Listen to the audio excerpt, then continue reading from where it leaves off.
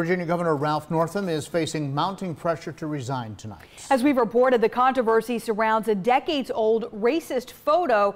It appeared on Northam's page from his 1984 medical school yearbook. The governor issued an apology Friday, initially saying he was in the photo. I accept responsibility for my past actions. 24 hours later, Northam changed his tune. I'm telling the truth today.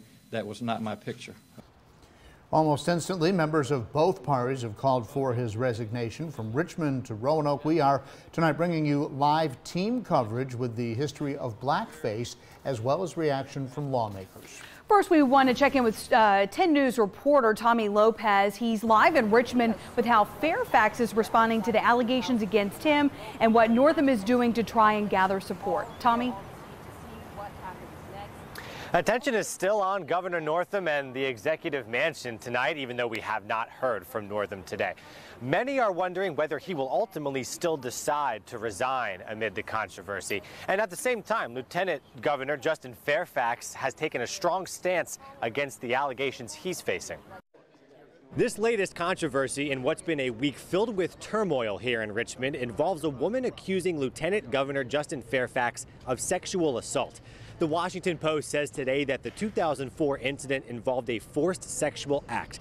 Fairfax denies the claims, saying the sexual encounter was consensual. And the woman is coming forward now because he could soon be governor. To have someone manipulate the press and to come out a year ago, fail at getting that into the media, then go away, and then when they think they have an opportunity at maximum media attention point to come back again with the same false, uncorroborated allegation, tells you everything you need to know about the falsity of it. He says the woman called him months later and wanted to meet up. He thinks the Post would have run the story a year ago if her claims were true. It's such a shame that this has been weaponized and used as a smear because this is a very real issue. And I'm someone who has treated women with respect and always observed certain decorum. And so, again, I think everybody should be heard, but here's what's very important.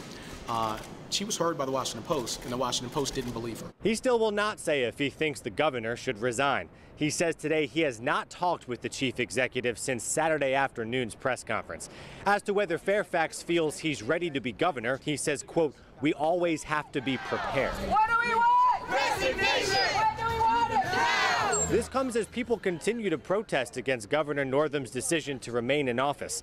About 30 people gathered near the executive mansion today. Many say they supported him, even canvassed for him, but now feel betrayed. Inside the Capitol building, most lawmakers, including most of his fellow Democrats, say Northam should step down. But Republican House Speaker Kirk Cox says impeachment is likely not an option. That's a very high standard. And so I think that's why we have called for the resignation. We hope that's what the governor does. I think that would obviously be less pain for everyone. We've learned more about what Governor Northam has been up to today. He's continuing to try to gather support from both cabinet members and top administration officials. We'll have more on those meetings today coming up tonight on 10 News at 6. Live in Richmond, I'm Tommy Lopez, 10 News, working for you.